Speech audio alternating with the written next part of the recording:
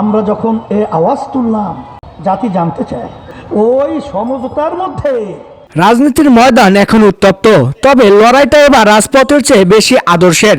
জামায়াতে ইসলামীর আমিরের বিরুদ্ধে ভয়াবহ অভিযোগ তুলেছেন ইসলামী আন্দোলন বাংলাদেশের নায়েবে আমির মুফতি ফয়জুল করিম। জামায়াতের শরিয়া বাস্তবায়ন নিয়ে প্রশ্ন তুলে তিনি সরাসরি আঙ্গুল তুলেছেন দলটির নেতাদের ব্যক্তিগত আচরণের দিকে। এদিকে দমে নেই জামায়াতের সমর্থকরাও। তারা মনে করিয়ে দিচ্ছেন চরমনাই পীর সাহেবদের অতীত রাজনীতির কথা। বাইং মাস আর লঞ্চের গল্প নিয়ে চলছে সোশ্যাল মিডিয়ায় চরম যুদ্ধ। কে ভণ্ড আর কে শরীয়ত মানে, এই নিয়ে উত্তপ্ত নেট দুনিয়া।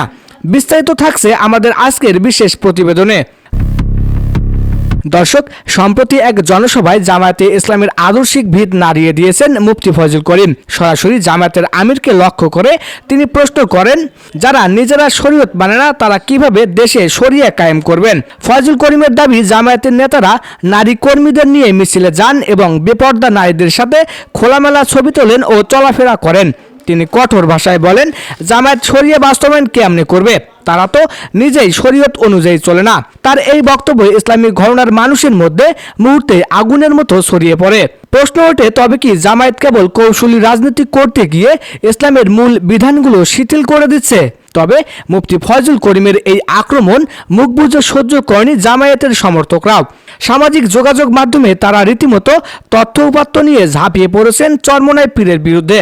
এক সমর্থক তীব্র ক্ষোভ প্রকাশ করে লিখেছেন, একটা মেয়রের পদের আশায় যে মানুষ নিজের থুতনি কুরবান করতে পারেন তার মুখে শরীয়তের কথা মানায় না।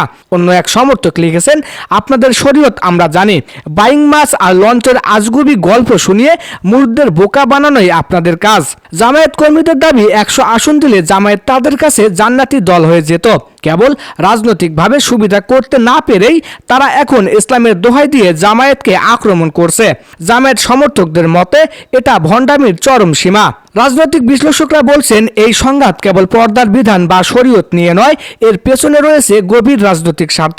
অতীতে জামায়াত ও ইসলামী আন্দোলনের মধ্যে নির্বাচনী সমঝোতা নিয়ে অনেক কথা হয়েছে। জামায়াত সমর্থকদের দাবি অনুযায়ী আসন ভাগাভাগিতে বনাবনি না হওয়াতেই কি ফয়জুল করিম সাহেবরা এমন আক্রমণাত্মক? অন্যদিকে মুফতি ফয়জুল করিমের অনুসারীদের দাবি, তারা কেবল ইসলামের বিশুদ্ধতা রক্ষা করতে চান।